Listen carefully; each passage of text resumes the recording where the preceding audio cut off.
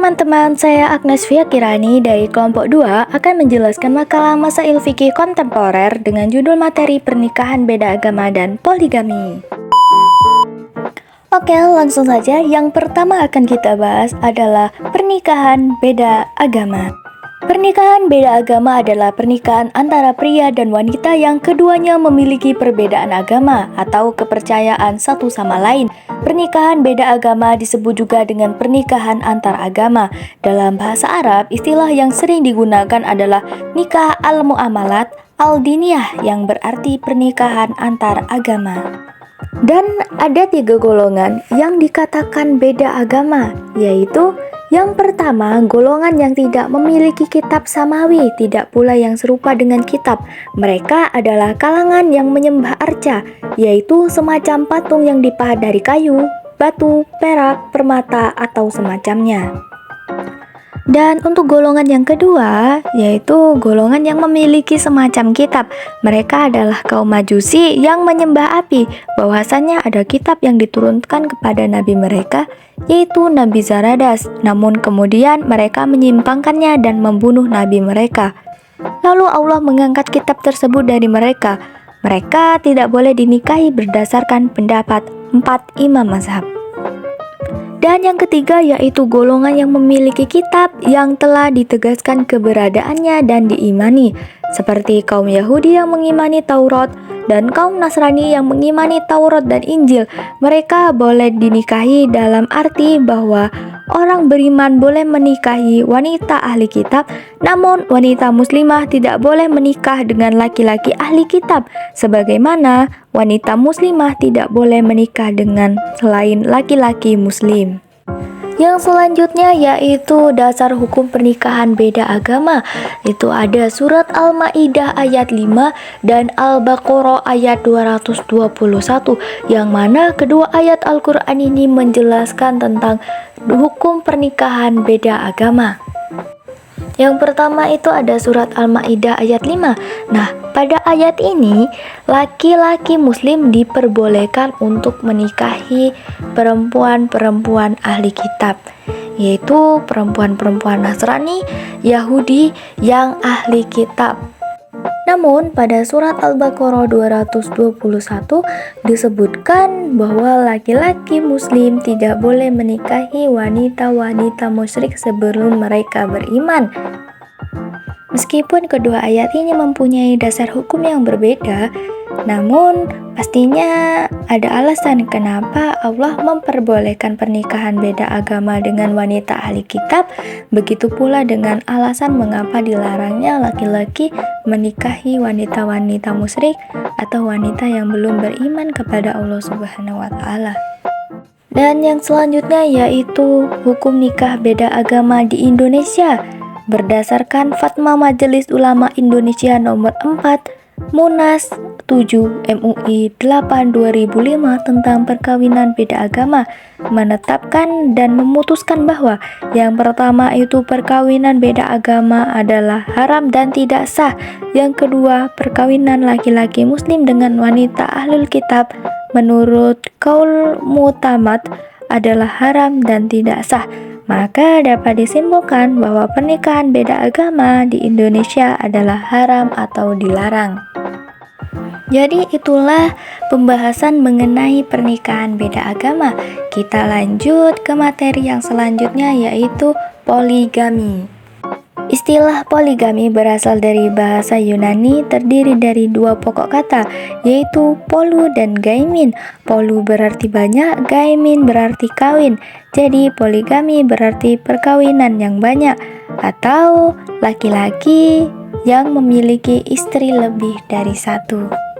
Yang selanjutnya ada dasar hukum poligami. Yang pertama itu ada surat An-Nisa ayat 90. Yang kedua adalah surat An-Nisa ayat 129. Dan yang ketiga itu adalah surat Al-Baqarah ayat 286. Yang pertama itu adalah surat An-Nisa ayat 90. Ayat ini dijadikan dalil landasan kebolehan untuk berpoligami.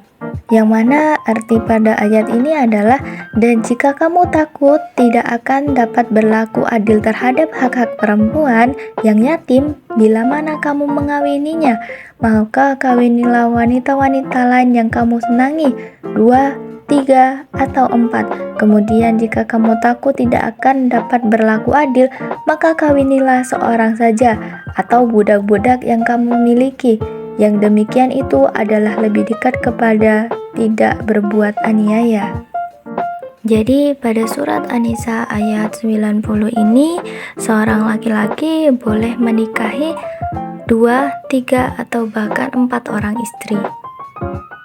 Yang selanjutnya itu adalah surat An-Nisa ayat 129 yang artinya, dan kamu sesekali tidak akan dapat berlaku adil di antara istrimu walaupun kamu sangat ingin berbuat demikian. Karena itu janganlah kamu terlalu cenderung kepada yang kamu cintai sehingga kamu biarkan yang lain terkantung-kantung. Dan jika kamu mengadakan perbaikan dan memelihara diri dari kecurangan, maka sesungguhnya Allah Maha Pengampun lagi Maha Penyayang. Berlaku adil yang dimaksud adalah perlakuan yang adil dalam meladeni istri seperti pakaian, tempat, giliran, dan lain-lain yang bersifat lahiriah. Islam memang memperbolehkan poligami dengan syarat-syarat tertentu. Dari 2 ayat di atas dapat diambil kesimpulan bahwa laki-laki muslim boleh mengawini hanya 4 wanita saja. Namun bila ternyata ia bisa hanya seorang istri saja, ketidakmungkinan manusia untuk berlaku adil secara materi dan cinta walaupun ia sangat ingin dan sudah berusaha semaksimal mungkin. Yang selanjutnya yaitu Al-Baqarah ayat 286 yang artinya, Allah tidak membebani seseorang melainkan sesuai dengan kesanggupannya. Ia mendapatkan pahala dari kebajikan yang dia usahakan, dan ia mendapatkan siksa dari kejahatan yang dikerjakannya. Dari ayat tersebut jelas bahwa Allah Subhanahu wa Ta'ala tidak membebankan sesuatu urusan kepada hamba kecuali urusan itu yang sanggup dipikulnya.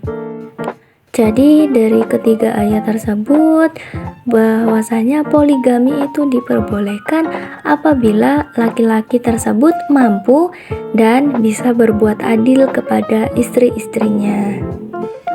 Yang selanjutnya yaitu syarat-syarat poligami. Yang pertama itu adalah jumlah istri yang dipoligami tidak lebih dari 4 wanita. Yang kedua yaitu sanggup berbuat adil kepada para istri. Berbuat adil kepada para istri dalam poligami adalah masalah makanan, minum, pakaian, tempat tinggal, menginap, dan nafkah. Yang ketiga yaitu wanita yang dipoligami tidak ada hubungan saudara dengan istrinya, baik sesusuan maupun nasabnya. Dan yang keempat itu adalah mempunyai izin dari istri yang pertama. Yang selanjutnya yaitu kondisi-kondisi yang memperbolehkan poligami. Yang pertama itu adalah bila suami beristrikan mandul sedangkan ia mengharapkan keturunan. Jadi poligami itu diperbolehkan jika dalam kondisi istrinya mandul. Yang kedua itu bila istri sudah tua dan mencapai umur menopause atau tidak haid. Yang ketiga itu demi terpeliharanya kehormatan diri, tidak terjerumus ke dalam perzinaan. Yang keempat itu adalah bila diketahui dari hasil sensus penduduk bahwa kaum wanita lebih banyak daripada kaum pria dengan perbedaan yang mencolok. Dan yang terakhir ada hikmah poligami. Yang pertama adalah merupakan karunia Allah dan rahmatnya kepada manusia untuk kemakmuran dan kemaslahatan. Yang kedua, memperbesar jumlah umat. Yang ketiga, mengurangi jumlah janda sambil menyantuni mereka. Dan yang keempat, mengantisipasi kenyataan bahwa jumlah wanita lebih dibandingkan pria. Oke teman-teman, itulah materi yang dapat saya sampaikan berkenaan dengan pernikahan beda agama dan poligami. Jadi saya akhiri, terima kasih, bye-bye.